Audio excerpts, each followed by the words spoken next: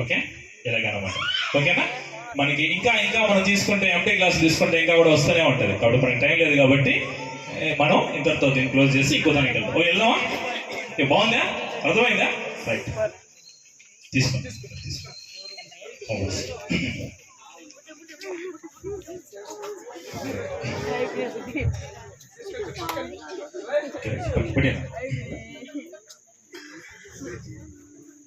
ఇది ఒక empty bowl. ఓకేనా నాన్న? ఇక్కడ ఏం లేదు ఇంట్లో. రైట్, ఒక వైట్ పేపర్ తీసుకోండి. వైట్ పేపర్, ఇది వైట్ పేపర్ నాన్న. మీరేం చేస్తారంటే దీంట్లో మీరేమైతే చెడ్డ పనులు చేస్తారే అవి రాసివ్వండి. అది ఎవరు మీ మమ్మీ డాడీకి చూపించాలి. నేను అదేంటంటే చిన్న చిన్న స్కూల్ కొట్టినట్టువి, హోంవర్క్ చేయకుండా ఉండేటివి, అబద్ధాలు చెప్పేటివి అవి రాస్తారా ఎవరన్నా? పెన్ ఉందా?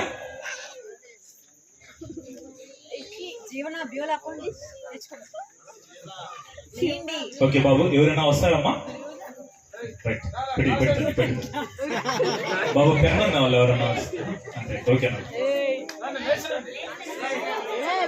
మీ ఇష్టం ఏదో రాయండి, చిన్న చిన్నవి ఏమైనా రాయండి. మీరే దాన్ని చూస్తారు, ఎవరు చూడరు. ఓకే, తల్లి ఇచ్చేసి అందరికి తొందరగా.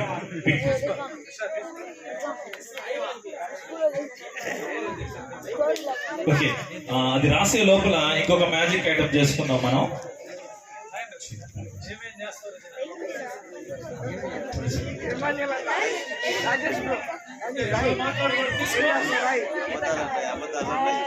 ఏమేమి చేస్తారో మాట్లాడకూడదు, చూడండి. మాట్లాడకూడదు,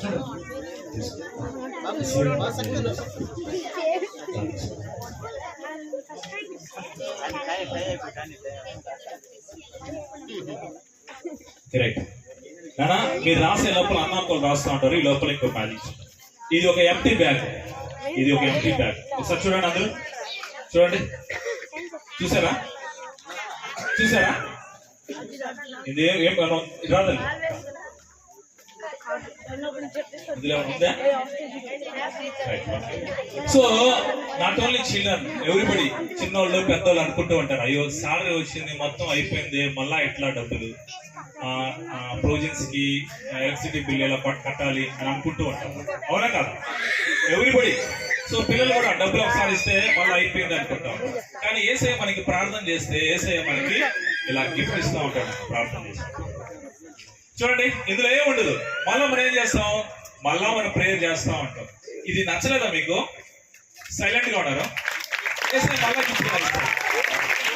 ఇందులో ఏం ఉండదు. మళ్ళా మనం ప్రేయర్ చేస్తాం మన అవసరాల కోసం.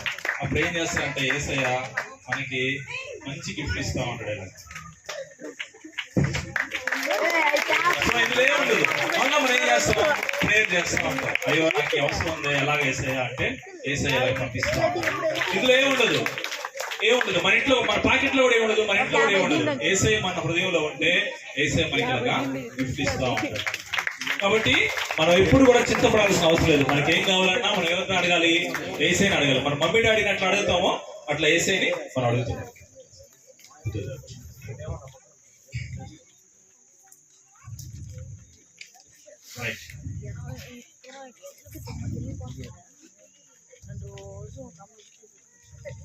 ఓకే, రాశారు తల్లి? రాశారమ్మా? ఫాస్ట్ తల్లి, మనకి చాలా సమయం అయిపోయింది, ఎక్కువ టైం లేదు. అందరూ ఒకేసారి తీసుకోండి. కంఫాస్ట్ తల్లి. నైనా ఎవరన్నా రాబాబు కంఫాస్ట్. నాన్న అవన్నీ చించేసి బ్యాడ్ హ్యాబిట్స్ ఏవైతే ఉన్నాయో అవన్నీ చించేసి ఒక్కడొకడు 1 by 1 చించేసి దీంట్లోకేసి. రైట్, బాగా చించేసి మొత్తం ఫోల్డ్ చేసి దీంట్లోకేసి. రైట్,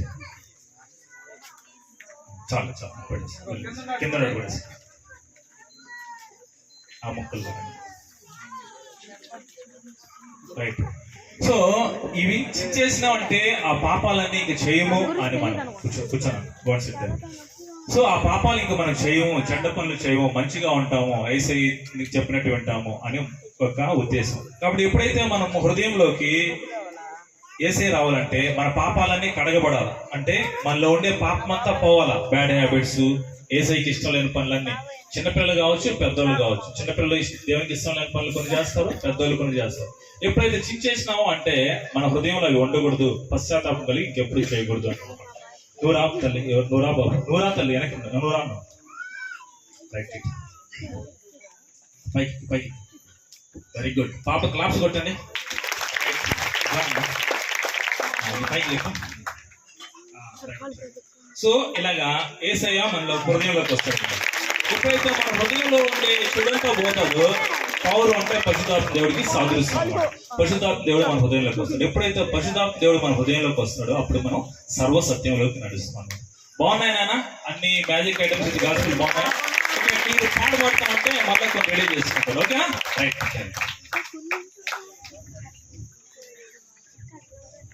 దేవునికి స్తోత్రం, హల్లెలూయా.